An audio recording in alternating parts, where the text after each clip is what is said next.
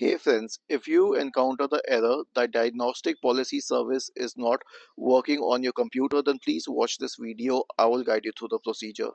So here's what you have to do. Search for services in the Windows search bar and open services. Okay.